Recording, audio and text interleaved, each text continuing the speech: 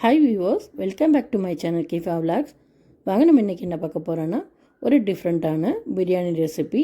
எப்போவுமே நம்ம chicken, mutton, fish இதில் தானே நம்ம பிரியாணி பண்ணுறோம். இன்றைக்கி ஒரு டிஃப்ரெண்ட்டாக மட்டன் கீமா வச்சு பிரியாணி செய்ய போகிறோம். வாங்க எப்படி செய்யலாம்னு சொல்லிட்டு பார்க்கலாம்.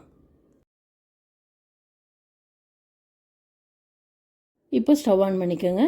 அதில் கடாயை வச்சு கடாயில் தேவையான அளவு தண்ணி சேர்த்துக்கோங்க. இப்போ அந்த தண்ணியில் பட்டை, கிராம்பு, ஏலக்காய், பிரிஞ்சி இலை, இந்த மாதிரி கரம் மசாலா ஐட்டங்களை சேர்த்துக்கிறணும். சேர்த்து நல்லா கொதிக்க விடணும். பாஸ்மதி ரைஸை ஒரு 1/2 hour முன்னாடியே நம்ம ஊற வச்சு எடுத்துக்கணும். நான் இன்றைக்கி 2 கப் பாஸ்மதி ரைஸ் எடுத்துக்கிட்டேன். நல்லா ஊற வச்சு தண்ணி கொதி வர சொல்லியே நம்ம ஊற வச்சு வச்சுருந்த பாஸ்மதி ரைஸை அதில் சேர்த்துக்கிறணும். இப்போ இதுக்கு தேவையான உப்பையும் இதோடு சேர்த்துக்கோங்க. சேர்த்து நல்லா கலந்து விட்டு நல்ல கொதி வரணும். மூடி போட்டு நல்லா கொதிக்க விடுங்க. ரைஸ் 90% வெந்திருக்கணும். இந்த மாதிரி ரைஸ் நல்லா வெந்த பிறகு இதை வடித்து எடுத்துருங்க. இந்த மாதிரி உதிரியாக இருக்கணும். இப்போ இதை தனியாக எடுத்து வச்சுருங்க. இப்போது ஸ்டவ் ஆன் பண்ணி வேற ஒரு கடாய் வச்சு இதுக்கு தேவையான ஆனியனை ஃப்ரை பண்ணி எடுக்கணும். அதுக்கு தேவையான ஆயிலை சேர்த்துக்கோங்க. 3 பெரிய பல்லாரி வெங்காயம், அதையும் நீளவாக்கில் கட் பண்ணி இதோடு சேர்த்துக்குங்க. சேர்த்து நல்லா கோல்டன் கலர் ஆகிற வரைக்கும் நல்லா ஃப்ரை பண்ணணும். மூடி போட்டு ஃப்ரை பண்ணுங்கள். சீக்கிரமாகவே அது ஃப்ரை ஆகும். நல்ல கோல்டன் கலரில் வரணும்.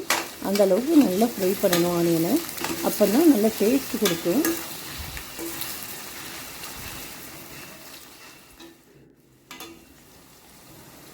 பாருங்கள், இந்த மாதிரி நல்லா ஃப்ரை ஆகிக்கணும். இப்போ இதை தனியாக எடுத்து வச்சுருங்க. இந்த ஆயிலையே ஒரு 2 tablespoon கீ சேர்த்துக்கிறணும். சேர்த்து இதோட பட்டை, கிராம்பு, ஏலக்காய், பிரிஞ்சி இலை அதையெல்லாம் இதோட சேர்த்துக்கோங்க. ஒரு பெரிய பல்லாரி வெங்காயம், அதையும் நீளவாக்கில் கட் பண்ணி அதையும் இதோட சேர்த்து நல்லா ஃப்ரை பண்ணணும். ஆனியன் நல்லா வதங்கணும். இப்போ இதோட 2 க்ரீன் சில்லி சேர்த்துக்கோங்க. சேர்த்து நல்லா ஃப்ரை பண்ணிக்கணும்.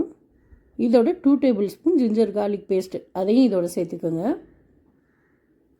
அதோட பச்சை வாடை போகிற அளவுக்கு நல்லா வதக்கிக்கிறணும்.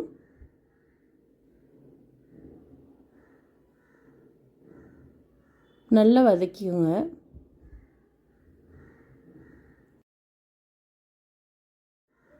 நல்லா வதக்கணும். இப்போ ஒரு 1/2 kg மட்டன் கீமா எடுத்துக்கோங்க. எடுத்து நல்லா க்ளீன் பண்ணி அதையும் எடுத்து வச்சுக்கோங்க. இந்த மாதிரி நல்லா வதங்கின பிறகு க்ளீன் பண்ணி வச்சுருந்த கீமாவை இதோட சேர்த்துக்கிறணும். சேர்த்து இந்த ஆயிலையே நல்லா வதங்கணும். தண்ணி சேர்க்கக்கூடாது. இந்த ஆயிலையே கீமா நல்லா வதங்கணும். இப்போ இதுக்கு தேவையான உப்பை சேர்த்துக்கிறணும். இதுக்கு தேவையான உப்பை சேர்த்துக்கோங்க.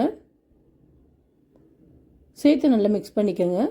இப்போ இதுக்கு தேவையான மசாலா சேர்த்துக்கிடலாம். 1/2 teaspoon மஞ்சள் தூள், 2 tablespoon red chilli powder, 1 teaspoon தனியாத்தூள், 1 teaspoon கரம் மசாலா இதெல்லாம் சேர்த்துக்கோங்க. சேர்த்து லைட்டாக வதக்கிக்கோங்க. இந்த ஆயிலையும் இந்த மசாலா, கீமா எல்லாம் நல்லா வதங்கணும். தண்ணி சேர்க்கக்கூடாது. இதோட 2 பெரிய தக்காளி சின்னதாக கட் பண்ணி அதையும் இதோட சேர்த்துக்குங்க. சேர்த்து லைட்டாக வதக்கிக்கிறணும். தக்காளி, கீமா எல்லாமே இந்த ஆயிலே நல்லா வதங்கணும். பிறகு கொஞ்சமாக தண்ணி சேர்த்து மூடி போட்டு நல்லா வேக விடுங்க. லோ ஃப்ளேமில் வச்சு வேக விடுங்க. இப்போ கொஞ்சமாக கொத்தமல்லி இலை, கொஞ்சமாக புதினா, 1 tablespoon தயிர் சேர்த்துக்கோங்க. சேர்த்து நல்லா மிக்ஸ் பண்ணி மூடி போட்டு லோ ஃப்ளேமில் வச்சு ஒரு 1/2 hour அப்படியே தம்மில் போட்டுருங்க. கீமா நல்லா வெந்து வரணும்.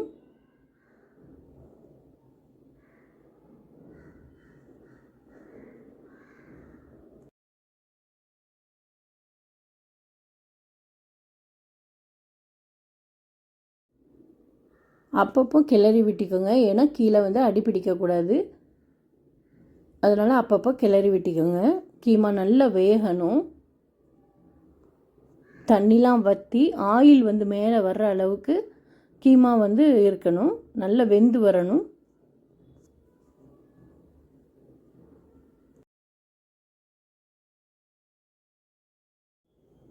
பாருங்கள், இப்போ நல்லா ஆயில் பிரிஞ்சு மட்டன் கீமா வந்து நல்லா வெந்துடுச்சு. இப்போ நம்ம ஃப்ரை பண்ணி வச்சுருந்த ஆனியனை கொஞ்சமாக அதுக்கு மேலே தூவுங்க. இப்போ தம் போடலாம். இப்போ வடித்து வச்சுருந்த சாதத்தை அதுக்கு மேலே ஒரு லேயர் போட்டுருங்க.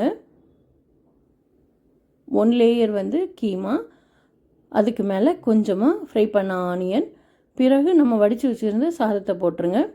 சாதத்தை போட்டு லெவல் பண்ணி அப்படியே தம்மில் போடணும். இப்போ இதுக்கு மேலே குங்குமப்பூ தண்ணியில் கரைச்சி அதை எடுத்து வச்சுக்கோங்க. அதையும் இதுக்கு மேலே வந்து ஊற்றி விடுங்க. இதோட டேஸ்ட் ரொம்பவே நல்லாயிருக்கும். கொஞ்சமாக புதினா, கொஞ்சமாக கொத்தமல்லி இலை அதையும் இதோட சேர்த்துக்கோங்க. லாஸ்ட்டில் ஃப்ரை பண்ண மீதி ஆனியனையும் இதோட சேர்த்துக்கிறணும். சேர்த்து அப்படியே ஒரு 1/4 மணி நேரம் தம்மில் போடுங்க.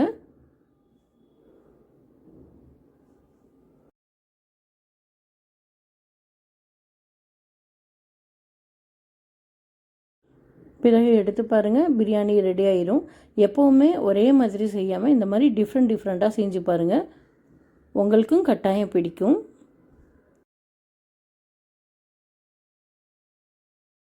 1/4 மணி நேரம் கழித்து அதை ஸ்டவ் ஆஃப் பண்ணிவிட்டு அதை கீழே இருந்து மேலே வந்து நம்ம வந்து கிளறி விடணும்.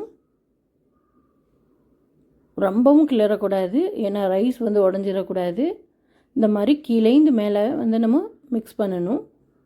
ரொம்பவே டேஸ்ட்டாக இருக்கும். கட்டாயம் ட்ரை பண்ணி பாருங்கள்.